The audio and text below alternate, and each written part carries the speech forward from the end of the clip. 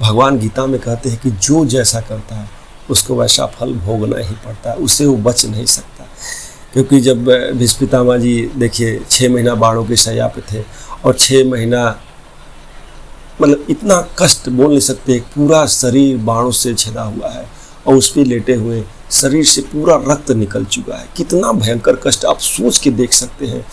तो जब भगवान उनको दर्शन देने जाते थे बोलते हैं प्रभु मैं तो इस जन्म में बाल ब्रह्मचारी कभी कभी कोई पाप नहीं किया, ये किस जन्म का फल है जो मुझे भुगतना पड़ रहा है। तो भगवान बोले कि तुम पिछले जन्म का देखो। तो अब चूंकि महापुरुष वो भी भीष्म पितामह, तो वो अपना पुनर्जन्म देखते हैं। तो 100 साल तक उन्होंने पीछे देखा, उनको कोई देखा कि 100 साल तक मैंने कोई पाप ही नहीं किया। बोले और आगे देखो।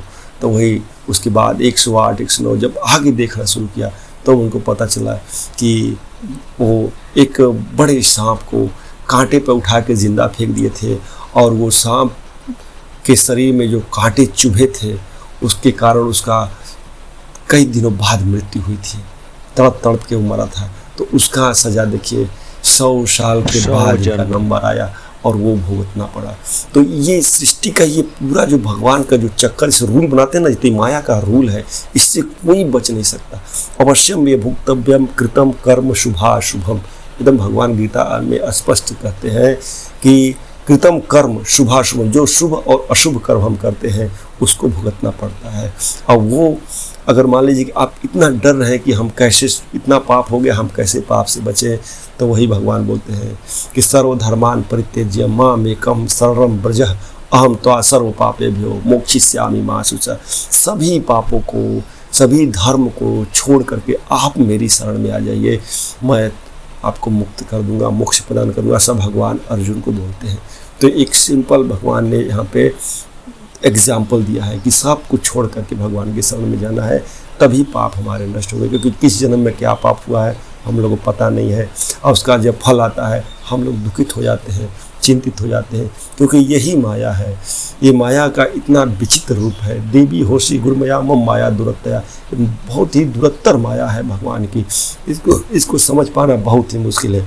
जैसे कोई गेम खेलते हैं तो गेम के जो रूल होते हैं वही माया होती है, उसमें हम हट भी नहीं सकते।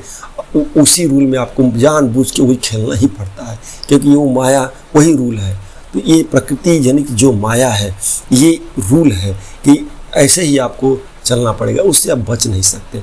तो जितना प्रयास करें कि हमसे पाप कर्म कम हो और हमसे पुण्य कर्म ज़्यादा हो और भगवान की भक्ति करें। हरे कृष्ण। अच्छा, विवेक से हम लोग अगर सोचें तो भोग में सुख नहीं है, भोग के चिंतन में सुख है। जब हम किसी चीज़ का चिंतन करते हैं तो हम लोग को आनंद मिलता है, प्रसन्नता मिलती है, तो लगता है कि भोग इसमें सुख है। लेकिन अगर आप उसको भोगते हैं तो उतना वो सुख नहीं मिलता है। तो इसी तरह भगवान का जो चिंतन है उसका सुख सतत है। अब लोग बोलते हैं कि नहीं भगवान नहीं है। अरे भाई, जब हम किसी भोग वासना का चिंतन करते हैं तो हमारे अंदर वो रिएक्शन शुरू हो जाता है।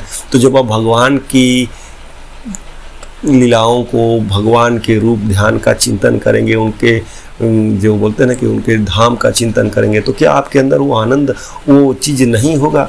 होगा, क्योंकि चिंतन से ही शरीर की भाववृत्तियाँ बदलती हैं।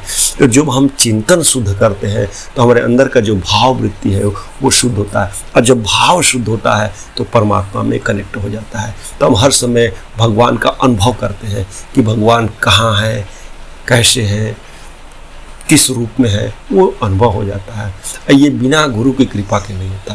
ये जो कुछ भी मैं बता रहा हूँ ये आचार गणों से सुना हुआ ही मैं आपको शेयर कर रहा हूँ, क्योंकि ये चर्चा होती है। ये चर्चा करने का भी एक आनंद है, एक हृदय में प्रसन्नता है।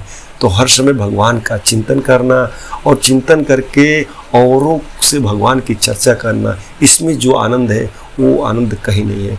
वो बोलने से नहीं होगा, वो महसूस करने से होगा, क्योंकि भगवान बोल रहे हैं कि ईश्वर सर्वभूतानां, हर जीव में भगवान है।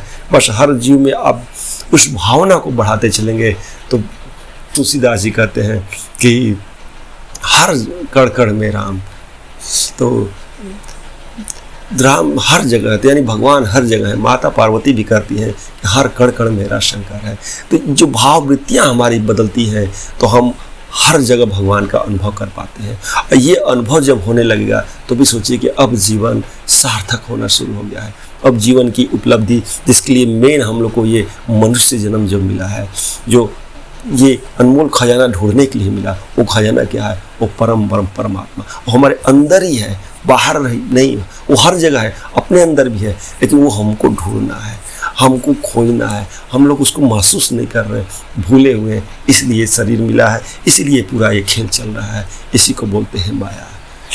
अगर आप मेरे चैनल से जुड़ना चाहते हैं तो प्लीज़ चैनल को सब्सक्राइब करें, और इसी तरह का नया वीडियो लेके मैं आता रहता हूँ, और हम लोग आपस में चर्चा करेंगे भगवान की वाणी का।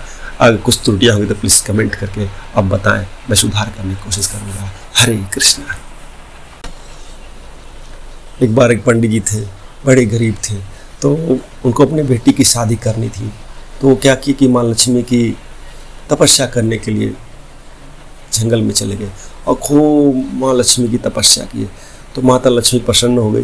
प्रसन्न होने के बोले कि वरदान मांगिए। बोले कि मुझे बेटी का शादी करना है, मुझे धन चाहिए, दे दीजिए। तो माँ बोले कि ठीक है, मैं आपको धन दे देती हूँ। लेकिन अब देखे कि इधर बेटी का शादी, क्योंकि ज़्यादा 10-12 साल हो गया था उनको तपस्या करते हुए, देखे कि गांव वाले चंदा इकट्ठा कर करके बेटी का शादी कर दिए। तो माँ लक्ष्मी बोली कि अरे शादी तो कर दिए बेटी का, अब तो चली गई। तो बोले कि तब मुझे मोक्ष दे दीजिए।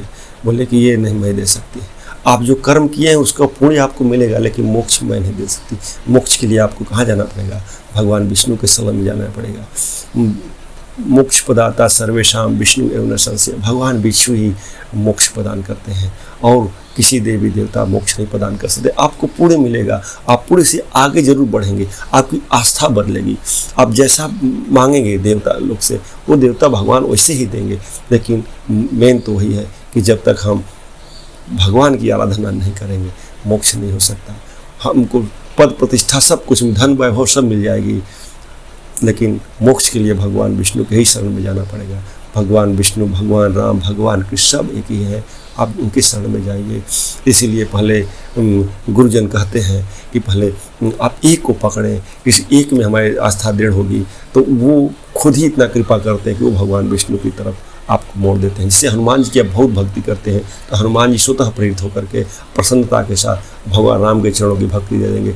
बहुत लोगों को, बहुत वैष्णवों को हम लोग खुद देखे हैं कि शिव जी की बहुत उपासना की है तो शिव जी कैसे प्रसन्न होते हैं। भगवान राम, भगवान कृष्ण की भक्ति करने से शिव जी बहुत प्रसन्न होते हैं। तो वो खुद आज वैष्णव बन गए हैं, आज भगवान कृष्ण की भक्ति करते हैं, राम की भक्ति करते हैं। बोलते हैं कि शिव जी जब कृपा करते हैं तो भगवान राम और भगवान कृष्ण की भक्ति मिलती है, और भगवान कृष्ण जब कृपा करते हैं तो फिर राधा रानी की भक्ति मिलती है, किशोर जी की भक्ति मिलती है। हरे कृष्ण।